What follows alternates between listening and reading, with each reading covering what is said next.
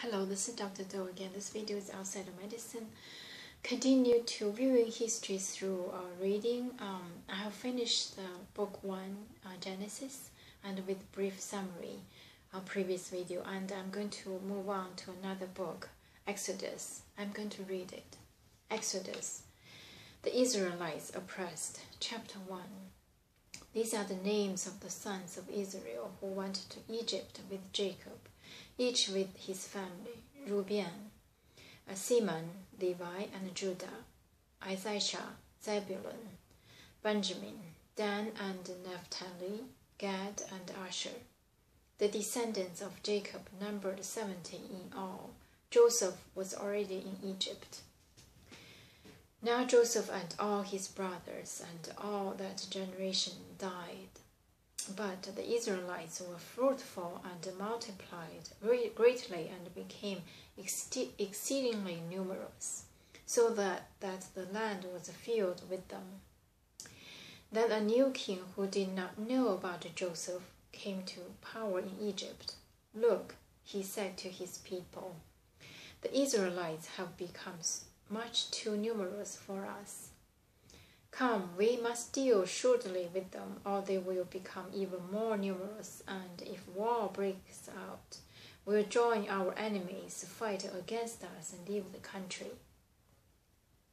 So they put slave masters over them to oppress them with forced labor, and they built Pithom and Ramses as stone cities for Pharaoh. But the more they were oppressed, the more they multiplied and spread. So the Egyptians came to dread the Israelites and worked with ruthlessly. They made their lives bitter with hard labor in brick and mortar and with all kinds of work in the fields. In all their hard labor, the Egyptians used them ruthlessly.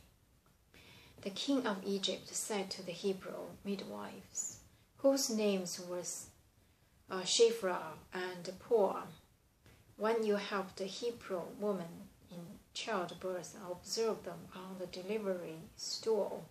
If it is a boy, kill him, but if it is a girl, let her live." The midwives, however, feared God and did not do what the king of Egypt had told them to do. They let the boys live. Then the king of Egypt summoned the midwives and asked them, "Why have you done this? Why have you let the boys live?" The midwives answered Pharaoh, "Hebrew women are not like Egyptian women. They are vigorous and give birth before the midwives arrive." So God was kind to the midwives, and the people increased and became even more numerous. And because the midwives feared God, he gave them families of their own. Then Pharaoh gave his order to all his people, "Every boy that is born you must throw into the Nile, but let every girl live." The birth of Moses. Now a man of the house of Levi married a Levite woman, and she became pregnant and gave birth to a son. When she saw that he was a fine child, she hid him for 3 months. But when she could hid him no longer, she got a papyrus basket for him and coated with tar and pitch. Then she placed the child in it and put it among the reeds along the bank of the Nile.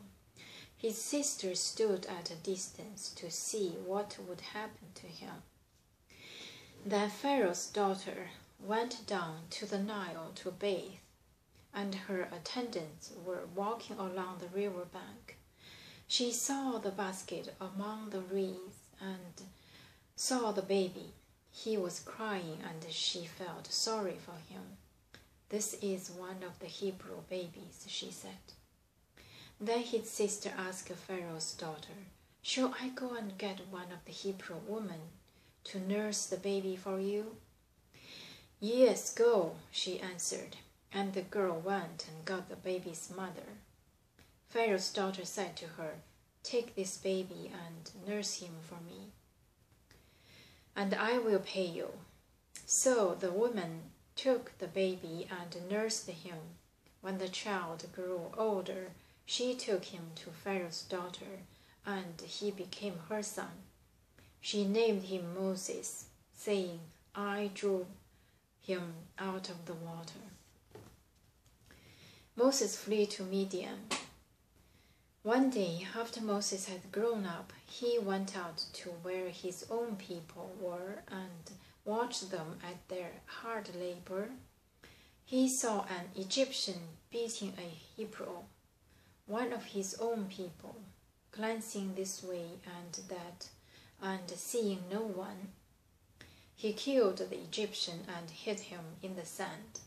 The next day he went out and saw two Hebrews fighting. He asked that one in the wrong, Why are you hitting your fellow Hebrew? The man said, Who made you ruler and judge over us? Are you thinking of killing me as you killed the Egyptian? Then Moses was afraid and thought, What I did must have become known. When Pharaoh heard of this, he tried to kill Moses. But Moses fled from Pharaoh and went to live in Midian, where he sat down by a well. Now a priest of Midian had 7 daughters, and they came to draw water and fill the troughs to water their father's flock. Some shepherds came along and drove them away, but Moses got up and came to their rescue and watered their flock. When the girls returned to Reuel, their father, he asked them, Why have you returned so early today? They answered, An Egyptian rescued us from the shepherds. He even drew water for us and watered the flock. And where is he? He asked his daughters, Why did you leave him? Invite him to have something to eat. Moses agreed to stay with the man who gave his daughter Zipporah to Moses in marriage. Zipporah gave birth to a son, and Moses named him Gershom, saying, I have become an alien in a foreign land. During that long period, the king of Egypt died. The Israelites, groaning in their slavery, and cried out, and their cry for help because of their slavery went up to God. God heard their groaning, and he remembered his covenant with Abraham, with Isaac, and with Jacob. So God looked on the Israelites and was concerned about them. So I'm going to stop here and continue next time. Thank you for watching.